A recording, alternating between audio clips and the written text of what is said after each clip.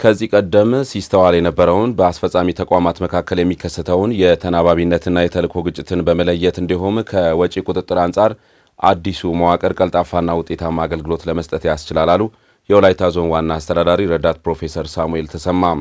የመንግስት የሰራተኞችን የኑሮ ደረጃ ለማሻሻል የተደረገው የደሞዝ ጭማሪ ዋነኛ ዓላማው የተገልጋዮችን እርካታ ደረጃ መጨመር ነው ያሉት ደግሞ የወላይታ ዞን ፐብሊክ ሰርቪስ እና ሰው ሀብት ልማት መምሪያ ኃላፊው አቶ ማንደፍሮ ግርማ ናቸው። በወላይታ ዞን የአስፈጻሚ ተቋማት መዋቅራዊ ማሻሻያና አዲሱ ደሞዝ ስኬል ጭማሪ ትግበራ ላይ ያተኮረ መድረክ ተካሂዷል። ማሩ ሞላ ዝርዝሩን ይዟል።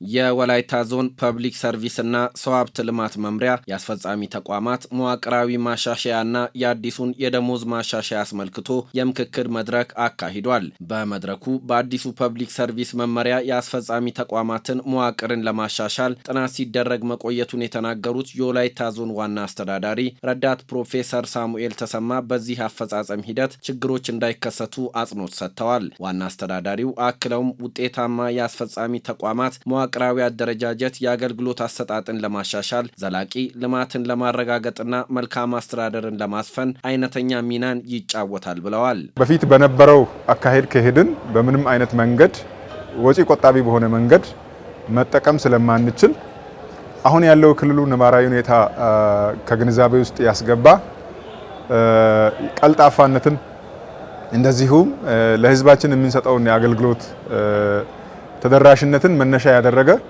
በአንዳንድ መዋቅሮች ላይ የሚና መደበላለቅም ያለበት ከተናባብነትም አንጻር ከላይ ከፌደራል እስከ ታችኛው መዋቅር ድረስ ያለውን አንድ የማድረግ ስራ ለማድረስ መነሻ ተደርጎ ነው ጥናቱ የተካሄደው። ስለዚህ ይሄ ጥናቱ በፕሮጀክት ጽሕፈት ቤት ሲመራ ቆይቶ አጠቃላይ በክልል ደረጃ ጸድቆ ለሁሉም ዞኖች ተሰራጭቷል።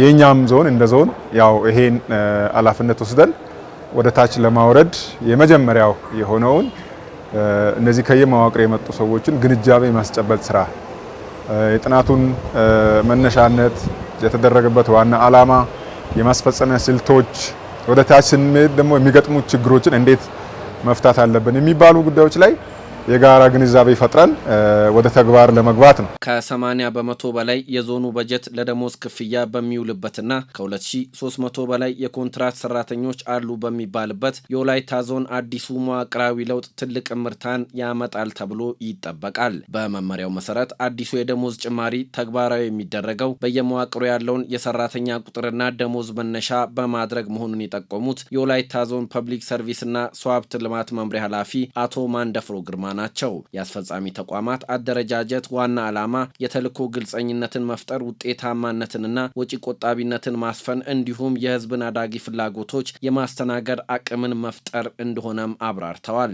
ጥናቶች ተደርገዋል። በዛ ጥናት መነሻ ጥናቱ ተጠቃሎ የተለያዩ ግኝቶችን ይዞ ጥናቱ ወጥቷል።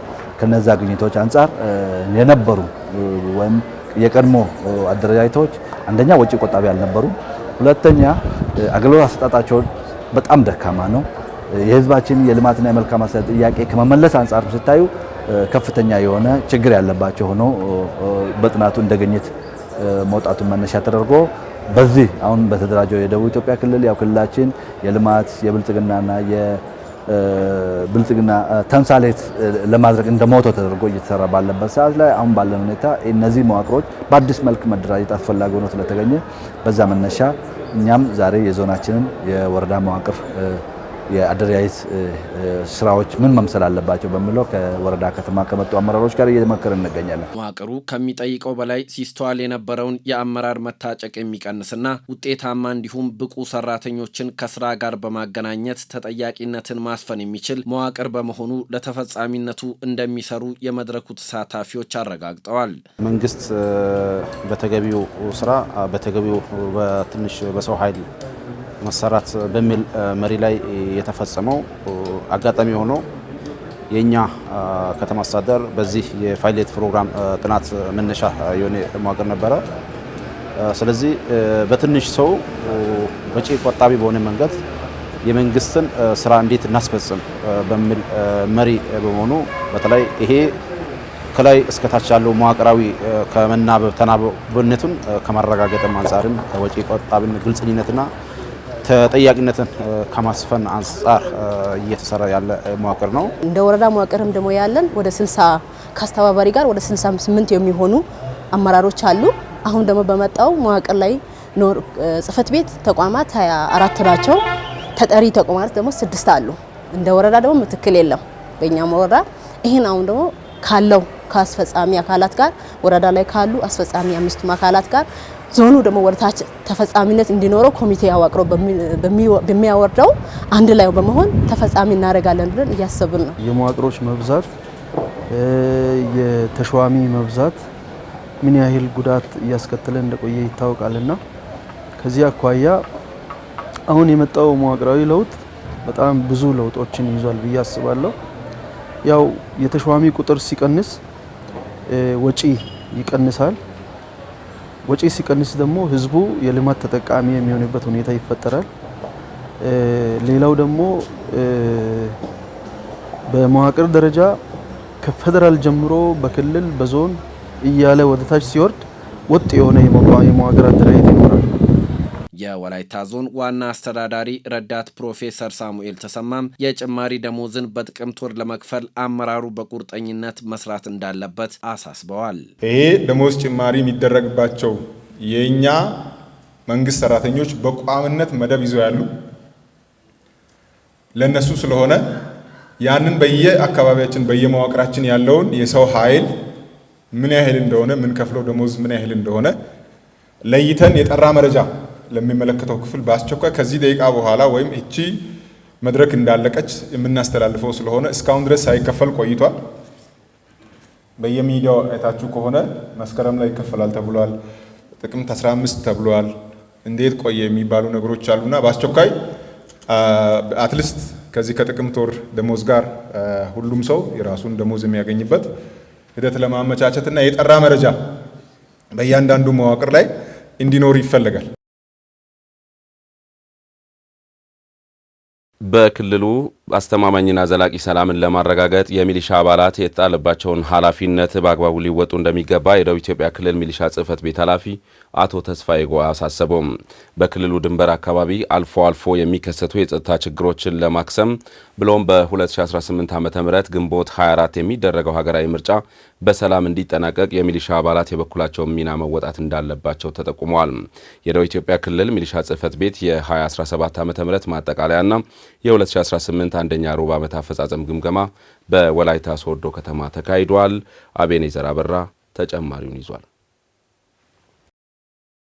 የደቡብ ኢትዮጵያ ክልል ሚሊሻ ጽሕፈት ቤት የ2017 ዓመተ ምህረት ማጠቃለያና የ2018 የአንደኛ ሩብ ዓመት አፈጻጸም ግምገማ በወላይታ ሶዶ ከተማ አካሂዷል። በዚህ ስፍራ የተገኙት የክልሉ ሚሊሻ ጽሕፈት ቤት ኃላፊ አቶ ተስፋዬ ጎአ በክልሉ አስተማማኝና ዘላቂ ሰላም ለማረጋገጥ የሚሊሻ አባላት የተጣለባቸውን ኃላፊነት በአግባቡ ሊወጡ እንደሚገባ አሳስበዋል። ጸጥታ ተቋሙ ከፍተኛ ተልዕኮና ኃላፊነት አለበት። ከዚያም አንጻር በደቡብ ኢትዮጵያ ክልል የሚሊሻ ጽሕፈት ቤት ከሰላምና ጸጥታ ቢሮ ሚሊሻ ጽሕፈት ቤት ሌሎች ባለድርሻ ጸጥታ ተቋማት ጋር በመቀናጀት በግሉም ደግሞ የህዝብ ዘንድ የማይደርስበት ሚሊሻ የማይደርስበት ቦታ ስለሌለ በቅርበት ሰላሙን ለማስከበር መረጃ በማግኘት ጽንፈኛ ኃይሎችን በመመከት ስራውን ለማሳካት ትልቁ ኃላፊነት ያለው ሚሊሻ ጽሕፈት ቤት ነው። ሚሊሻ ተቋሙ የጸጥታ ስራን የተሻለ ለማድረግ የመረጃ ስርዓትን ማጠናከር እንዳለበት የገለጹት አቶ ተስፋዬ በክልሉ የተጀመሩ ልማቶችን ለማፋጠን ሰላምን የማረጋገጥ ተግባር ትኩረት ሊሰጠው ይገባል ሲሉ ተናግረዋል። አካባቢያችን ሰላም ማድረግ መቻል አለበት። ለዚሁ ደግሞ ሚሊሻ ግንባር ቀደም መሆን መቻል አለበት። ለዚህ ሚሊሻ ታችኛው መዋቅር እንዲበቃ ጽሕፈት ቤቱ በእቅድ የሚመራ ወቅታዊ ነባራዊ ሁኔታን ተንትኖ የሚያውቅ መሆን መቻል አለበት። መረጃ ስርዓታችን ካሁን መሻሻል አለበት። የክልሉ ሰላምና ጸጥታ ቢሮ ምክትል ኃላፊ አቶ መንግስቱ መጃ በበኩላቸው ክልሉን የሰላም ተምሳሌት ለማድረግ የሚሊሻ አባላት ሚና ከፍተኛ በመሆኑ የክልሉ መንግስት የሚሊሻ አባላትን ለማጠናከር አስፈላጊውን ድጋፍ እንደሚያደርግ ተናግረዋል።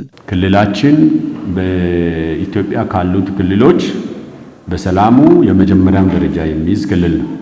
አልፎ አልፎ አንዳንድ አካባቢዎች የሚፈጠሩ ችግሮች የትም ምንም አይነት ችግር መፈጠር የለበትም። ነገር ግን ከኛ አንፃር እኛ ስናይ ለኛ በጣም ከባድ ነው። ከሌላዎች አካባቢዎች አንፃር ሲታይ ደግሞ ሌላው አካባቢ 24 ሰዓት ቀንና ማታ እዚህ መጥቶ ሰው የሚዘዋወሩበት የትም ሲንቀሳቀስ ስጋት የሌለበት የተሻለ ክልል የሆነበት ዋናው መሰረት ላይ ህዝቡ ጋር ተዋህዶ እየሰራ ያለው ማን እናንተ የምትመሩት ሚሊሻ ነው አይደል? በክልሉ ድንበር አካባቢ አልፎ አልፎ የሚከሰቱ የጸጥታ ችግሮችን ለማክተም ብሎም በ2018 ዓመተ ምህረት ግንቦት 24 የሚደረገው ሀገራዊ ምርጫ በሰላም እንዲጠናቀቅ የሚሊሻ አባላት የበኩላቸውን ሚና መወጣት እንዳለባቸውም የመድረኩ ተሳታፊዎች ገልጸዋል። ሲዳማን ጋር የተፈጠረው የሲዳማ ህዝብ የፈጠረው ሳይሆን ግለሰቦች የፈጠሩት ነገር ግን የብሔር መልክ እንዲይዝ ሆን ብሎ የሚያደርጉ አካላት ሁሉ እነዚህ አደብ እንዲገዙ የሚመለከተው አካል በራሱ እየመራ ያለበት ሁኔታ መኖሩን አይተናል። ከዚህም ጋር ተያይዞ ሚሊሻ መዋቅር በደንብ አካባቢውን የመጠበቅ የማስጠበቅ ኃላፊነትም ስላለበት አሁን የተሰሩ ህገ ወጥ ቤቶች ቶሎ እንዲነሱ ሁለቱም አካላት በጋራ ተናበን እየሰራን ያለንበት ሁኔታ አለ። ቀጣይ በዚህ 7ኛው ሀገራዊ ምርጫ በሚካሄደው ላይ የሚሊሻ ተሳትፎ ምን መሆን አለበት የሚለው አንደኛ አካባቢ መጠበቅ ነው ያለበት። ድሮ ከነበረው ቀጣይ ስልጠናዎችን ሰጥተን 2018 ሀገራዊ ምርጫው ሰላማዊ በሆነ መልክ እንዲቀጥል ለማድረግ ያው ዝግጁ እያደረግን ነው። ምንም ብናሰለጥን ምንም ብናደርግ ሚሊሻ ብናለብስ ሰላም ከሌለ ህዝቡ በሰላም ወጥቶ እየገባ ነው የሚል ነገር ማዳመጥ አለብን። ጸጥታ መረጃዎቻችን በአግባቡ በወቅቱም የሚሰጡ አይደሉም፣ በአግባቡ የሚተነተኑም አይደሉም። ችግር ያለበት ነው፣ እሱን እንወስዳል። የሚሊሻ አባላት በክልሉ ካሉ ሌሎች የጸጥታ ኃይሎች ጋር በመቀናጀት የጸጥታ ስራን ማሳለጥና የዜጎችን ደህንነትና ሰላም ማረጋገጥ እንዳለባቸውም በመድረኩ ተገልጿል። የግብርናውን ዘርፍ በማዘመን በሲንክሮናይዜሽን ተግባር የአካባቢውን የእንስሳት ከፍተኛ ምርት በሚሰጡ ዝርያዎች በማሻሻል የወተትና የስጋ ፍላጎትን በማሟላት የምግብ ዋስትናን ለማረጋገጥ እንደሚያግዝ በወላይታ ዞን የኪንዶ ዲዳይ ወረዳ ግብርና ጽሕፈት ቤት አስታወቀም። በወረዳው ያሉ አርሶ አደሮች የከብቶቻቸውን ዝርያ በማሻሻል ተጠቃሚ መሆናቸውን ተናግረዋል። ፍሬህይወት ተስፋዬ ተጨማሪ ዘገባ አዘጋጅታለች። ዝርያ ማሻሻያ የሌማት ትሩፋት ለብልጽግናችን በሚል መሪ ቃል በኪንዶ ዲዳይ ወረዳ የእንስሳት ዝርያ ማሻሻያ ወይም ሲንክሮናይዜሽን በሁሉም አካባቢዎች በትኩረት እየተከናወነ ይገኛል። በወረዳው አንደኛ ዙር የእንስሳት ዝርያ ማሻሻያ ወይም ሲንክሮናይዜሽን በሞጊሳና ጎጮ ቀበሌ ላይ የተጀመረ ሲሆን ይህ ስራ በሁሉም ቀበሌያት ላይ ይከናወናል ተብሏል። በዚህም በየጊዜው የዝርያ ማሻሻያ ያደረጉ አርሶ አደሮች ተጠቃሚ መሆናቸውን ይናገራሉ። gam'ida mehiyappe ha'i ooratta mehiya adaqalisidi maraykka maataykka maaddiyoga eridi ከቀድሞ ከብቶች አንጻር ሲታይ አሁን ከተሻሻለው ዝርያ የሚገኘው የወተት ምርት በጣም ጠቃሚ ነው። በመሆኑም አሁን ይህ ተግባር ተጀምሯል ሲባል በጣም ደስ ብሎን ነው ያመጣ ነው። ማዲዮ ግሸታሲ አጋ መዳቀል በጣም ዶሴትስ ሀገ ዝርያናፕ ከሰ ወጋንዳር ወዋይሲ ሳይጥ ኦሲ ማዲን ሀጋ ካወ ይሄ ወዲያፕ ዶሚሪ ሀቺ ጋከናሺ ዳሮ ጥቅም ያነ ዳሮ ማዶ አክዲ ይህ የተሻሻለ ዝርያ ከመምጣቱ በፊት በጣም ተቸግረናል። አሁን መንግስት ይህንን አመቻችቶ ብዙ ተጠቅሜያለሁ። ቤት ሰርቻለሁ። ወደ 6 ጥጃዎችም አሉኝ። አሁን ያም ብቻ አይደለም፣ ትኩስ ወተት ኮንትራት ሰጥቼ 5 እና 6 ሺህ ብር በየወሩ እያገኘው ነው።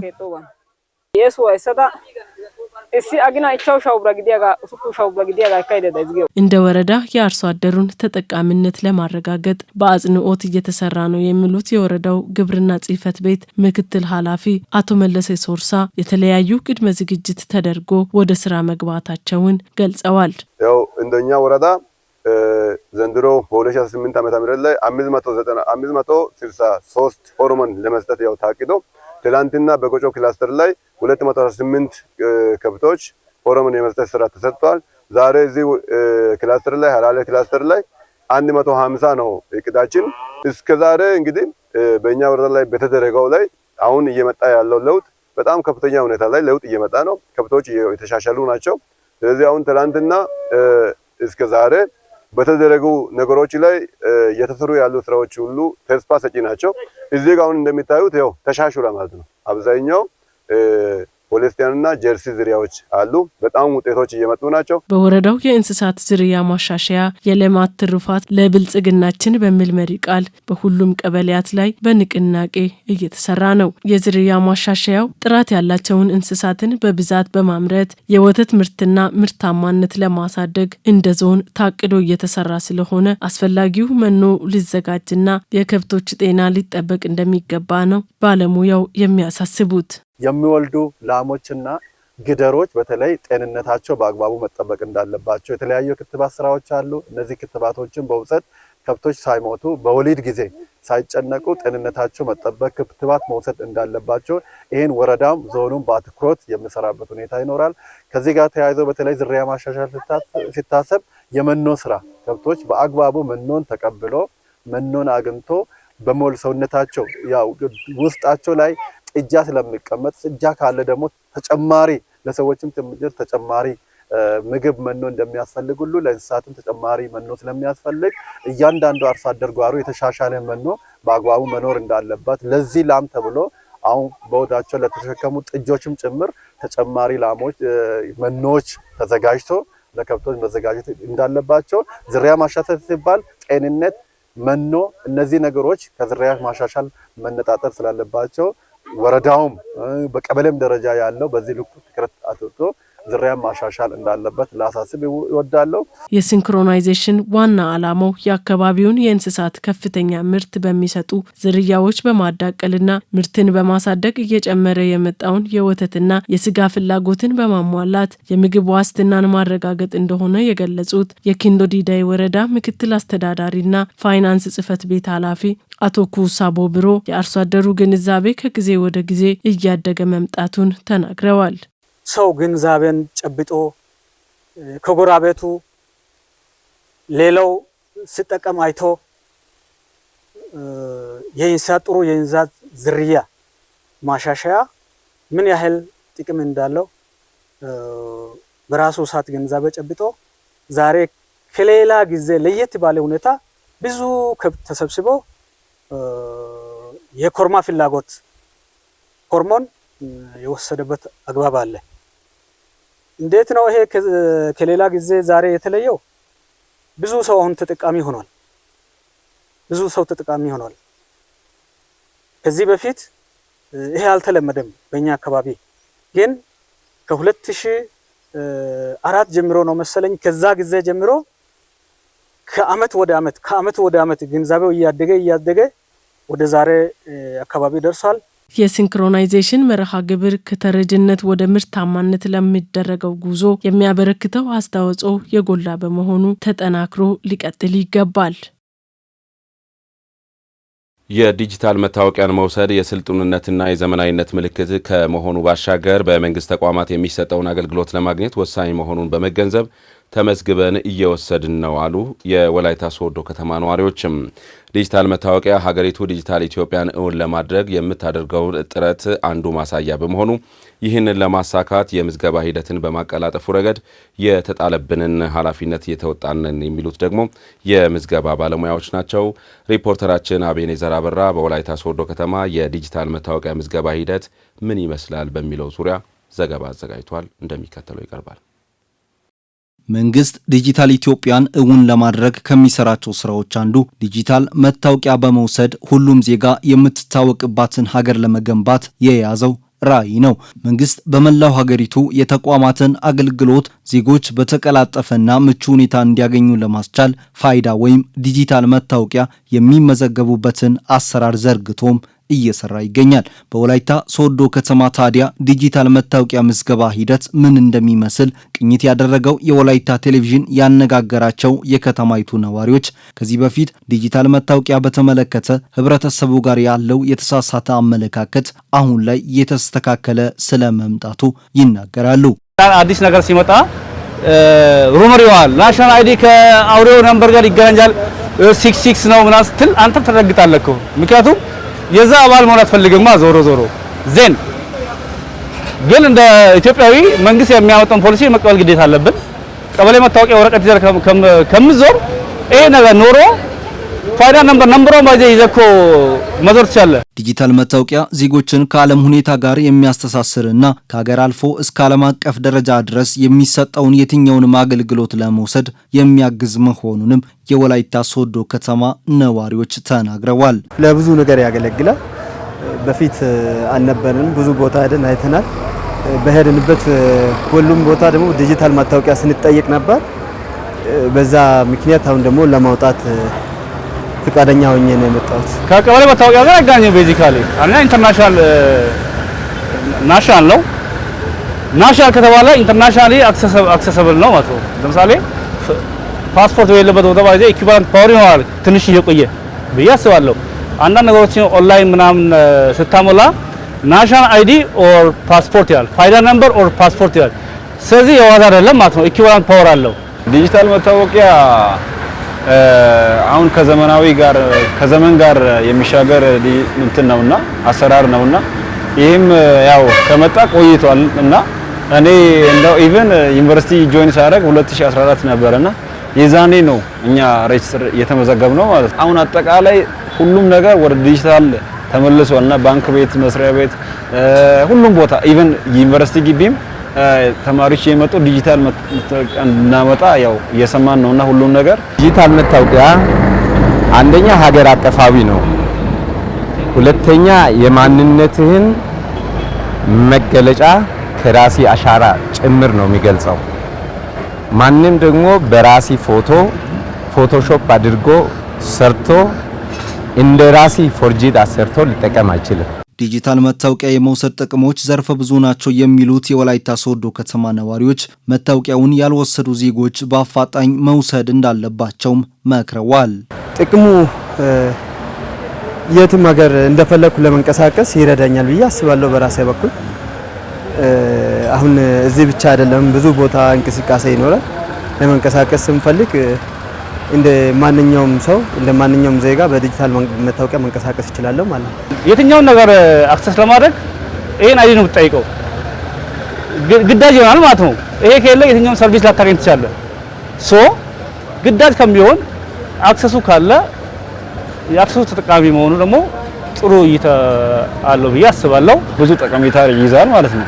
እኛ ከዘመን ጋር ለመሄድ አሁን አጠቃላይ ከሌላ ቦታ ያሉት አውሮፓ ሀገር ያሉ ሁሉም ዲጂታል መታወቂያ አላቸውና እና ኢትዮጵያም አሁን ሰሞኑን ይሄን ነገር በማስከተላቸው በጣም ደስ ብሎኛል። አሁን ቀበሌ መታወቂያዎች የትም የራሲ የአንድ ግለሰብ ፎቶ ወድቆ ቢገኝ ተንኮልን መስራት የሚፈልግ ሰው ቢኖር ባንተ ፎቶ የሌላ ግለሰብን ስም አውጥቶ ለራሱ የፈለገውን ተንኮል መስራት ይችላል። ዲጂታል መታወቂያ ግን ከእንደዚህ አይነት ወቅታዊ የሆኑ ከተንኮል ስራዎች ከማጭበርበር እና መሰል ተግባራት ሰው ሁሉ እንዲታቀብ ያደርጋል። የወላይታ ሶዶ ከተማ የዲጂታል መታወቂያ መዝጋቢ ኦፊሰር የሆኑት ዮሐንስ ጴጥሮስ በበኩላቸው ዜጎች ዲጂታል መታወቂያ ተመዝግበው የመውሰድ ልምድ ከጊዜ ወደ ጊዜ እየጨመረ መምጣቱን ገልጸዋል። የሰው አቀባበል አሁን ላይ ከጅምሩ ከነበረው የተሻለ ነው።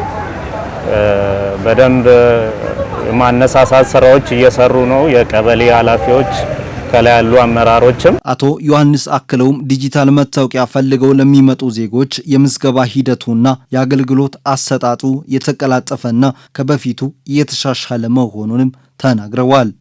ሰውም አቀባበሉ አሁን ላይ በጣም ጥሩ ነው። በፈለጉ ሰዓት መጥተው ይመዘገባሉ። እርጀንት ጉዳይ ሲኖርባቸውም እኛ እንደ ድሮ ከዚህ በፊት ፋይዳ ይቆይ ነበር ቴክስት ለመግባትም ሰዎች የሆነ እርጀንት የሆነ ነገር ሲኖርባቸው በጣም ይቆይ። አሁን ግን በ24 ሰዓት ውስጥ 24 ሰዓትም አይቆይም፣ ወዲያው ቴክስት ይገባላቸዋል። ያለው ፊድባክም በጣም ጥሩ ነው። የዲጂታል መታወቂያን መውሰድ የስልጡንነት እና የዘመናዊነት ምልክት ከመሆኑ ባለፈ በመንግስት ተቋማት የሚሰጠውን አገልግሎት ለማግኘት ወሳኝ መሆኑን ዜጎች በመገንዘብ መታወቂያውን በመውሰድ ተጠቃሚ መሆን ይገባቸዋል።